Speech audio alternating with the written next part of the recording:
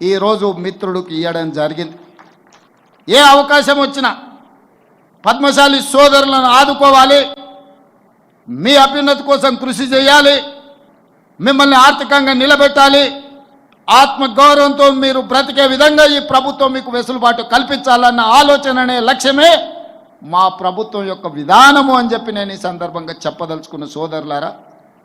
ప్రత్యేక రాష్ట్రం ఏర్పడిన తర్వాత Indian institute of handloom technology మన రాష్ట్రానికి లేదు. 10 సంవత్సరాల నాటి ప్రభుత్వం ఆ ప్రయత్నం చేయలే.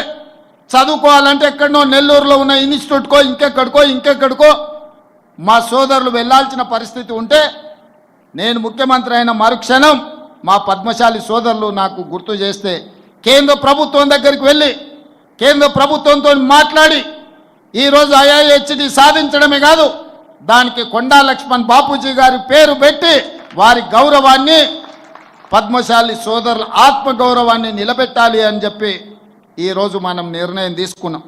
ఇంతకుముందు మిత్రుడు మురళి గారు అడిగినారు, ఆసిఫాబాద్ మెడికల్ కాలేజీలో కొండా లక్ష్మణ్ బాపూజీ గారి పేరు పెట్టాలి అని. వాస్తవంగా వారు ఆదిలాబాద్ జిల్లాకు సంబంధించిన వారు, నల్గొండ జిల్లాలో ప్రజాప్రతినిధిగా రాణించిన వారు, తెలంగాణ రాష్ట్ర సాధనలోనే ఒక ఆదర్శ మూర్తిగా ఉన్న కొండా లక్ష్మణ్ బాపూజీ గారి పేరును ఆసిఫాబాద్ మెడికల్ కాలేజ్కి పెడతాము అని చెప్పి ఈరోజు ప్రభుత్వం నిర్ణయం తీసుకుంటుంది. ఈ నిర్ణయాన్ని మా పెద్దలు తుమ్మల నాగేశ్వరరావు గారు ప్రభుత్వంలో ఆదేశాలు ఇచ్చే వరకు ఆ బాధ్యతను వారిని తీసుకోమని చెప్పి నేను ఈ వేదిక మీద నుంచి వారికి సూచన చేస్తున్నా. మిత్రులారా, మీ బకాయిలు కావచ్చు, మీ విద్యుత్ బిల్లులు కావచ్చు, మీ యార్ను డిపో కావచ్చు, ఇతర చాలా అంశాలను ఎప్పటికప్పుడు నా దృష్టికి వచ్చినప్పుడు ఎంబడెంబడే వాటిని పరిష్కరిస్తూ ముందుకు వెళ్ళిన. రైతన్నలకు ఎంత ప్రాధాన్యత ఇచ్చినో ఈరోజు మా నేతన్నలను కూడా అంతే ప్రాధాన్యత ముందుకు నడిపించాలని మా ప్రభుత్వ విధానపరమైన నిర్ణయం తీసుకున్నది. అందుకే ఇవాళ ఈ ప్రభుత్వం మీది, మీ సోదరుడు రేవంత్ అన్న తెలంగాణ రాష్ట్రానికి ముఖ్యమంత్రిగా ఉన్నాడు. మీకు కావాల్సిన పనులన్నీ చేయించుకోండి, చేయించుకోకపోతే అది మీ తప్పు అవుతుంది, నా తప్పు కాదు. మీరు అడిగింది ఇవ్వడం నా కర్తవ్యం. నా కర్తవ్యాన్ని నిర్వహించడంలో నేను ఎప్పుడు వెనక అడుగు వేయను.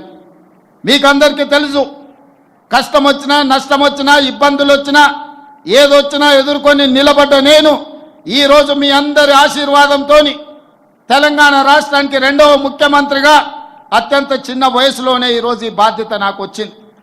ఈరోజు నాకు ఏ చీకు చింత లేదు, ఏ వ్యసనాలు లేవు, ఏ అవసరాలు లేవు. నాకున్నదల్లా నన్ను ఆశీర్వదించిన ఈ సమాజానికి ఏదన్నా చేయాలన్న తపన తప్ప, నాకు అండగా నిలబడ్డ కుటుంబాలను వాళ్ళ బిడ్డగా ఈరోజు ఆదుకోవాలన్న ఆలోచన తప్ప నాకు ఇంకొకటి లేదు. ఇవాళ నేను ఆశిస్తున్నది మీ అభిమానాన్ని. మీ అభిమానంతో గుండెల్లో పెట్టుకుంటే మీకోసం నిరంతరం పనిచేస్తా, 24 గంటలు పనిచేస్తా, మీ అభివృద్ధిలో భాగస్వామిని అవుతా. మిమ్మల్ని ఏ విధంగా ఆదుకోవాలనో ప్రణాళికలు మీరు తీసుకొని రండి. ప్రభుత్వంలో ఆమోదింపజేసే బాధ్యత నాది. బతుకమ్మ చీరలు నేను ఎక్కువ విమర్శించదలుచుకోలేదు, కానీ ఇచ్చిన చీరలు తీసుకొచ్చి పొలాల గట్లల్లో పిట్టలను బెదరగొట్టడానికి కట్టడం తప్ప మా ఆడబిడ్డలు కట్టుకునే సందర్భం ఎక్కడన్నా ఉందా? కానీ మా నేతన్నల వృత్తి దెబ్బతింటుంది. వాళ్ళకు అంతకుముందు ప్రభుత్వం ఆర్డర్లు ఇచ్చింది, ఈ ప్రభుత్వం వచ్చింది అని ఆపితే అప్రతిష్ట పాలవుతామని చెప్పి మా ప్రిన్సిపల్ సెక్రటరీ గారు, మా ఎరావత్ అనిల్ గారు, అదేవిధంగా మా తుమ్మల నాగేశ్వరరావు గారు నా దృష్టికి వచ్చారు.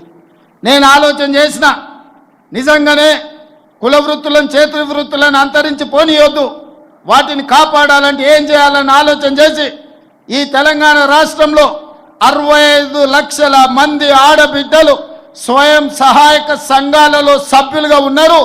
ఆడబిడ్డలకు ప్రత్యేకంగా చీర సారె పెట్టే సాంప్రదాయంలో ఒక్కొక్కరికి 2 మంచి చీరలను ఇద్దాం. తుమ్మలన్న 1,30,00,000 చీరలు మా పద్మశాలి సోదరులకు ఆర్డర్ ఇవ్వండి.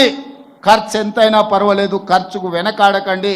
ఆనాడు బతుకమ్మ చీరలకు 250 రూపాయలు ఖర్చు పెడితే నాకు తెలిసి ఈరోజు 500 నుంచి 600 రూపాయలు ఆ చీర మీద పెట్టుబడి పెట్టి ఈరోజు మనం 600 కోట్ల రూపాయల ఆర్డర్స్ ఈరోజు పద్మశాలి సోదరులకు ఇవ్వడం జరిగింది. కరెంటు బిల్లులు, బతుకమ్మ చీరల బకాయిలు, వేములవాడలో యాన్ డిపో, అదేవిధంగా మీకు సంబంధించిన బకాయిలను, ఇన్సూరెన్స్లను అన్నిటిని కూడా గత ఆగస్టులోనే మీ సమావేశానికి వచ్చినప్పుడు నిర్ణయం తీసుకోవడం జరిగింది. ఇక ఈరోజు ఈ సమావేశం బలైన వర్గాలకి వేదిక మీద నుంచి మా పద్మశాలి సోదరులకే కాదు, బలైన వర్గాలకు నేను విజ్ఞప్తి చేయదలుచుకున్నా. మిత్రులారా, ఆనాడు బ్రిటిషర్స్ అధికారంలో ఉన్నప్పుడు 1931లో కులగణన జరిగింది.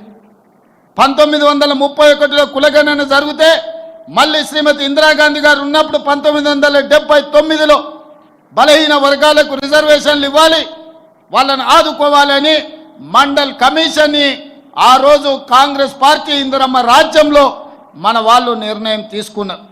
మండల్ కమిషన్ దాదాపుగా 1990 నివేదిక వెలికి తీసుకొచ్చి ఆనాడు మొత్తం బీసీలు 52%, ఇంక్లూడింగ్ ముస్లిం మైనారిటీలు కూడా బీసీలలో ఉన్నారు, వాళ్ళకి 27% రిజర్వేషన్లు ఇవ్వాలి అని మండల్ కమిషన్ రికమెండ్ చేస్తే 27% రిజర్వేషన్ అమలు చేసింది కాంగ్రెస్ పార్టీ.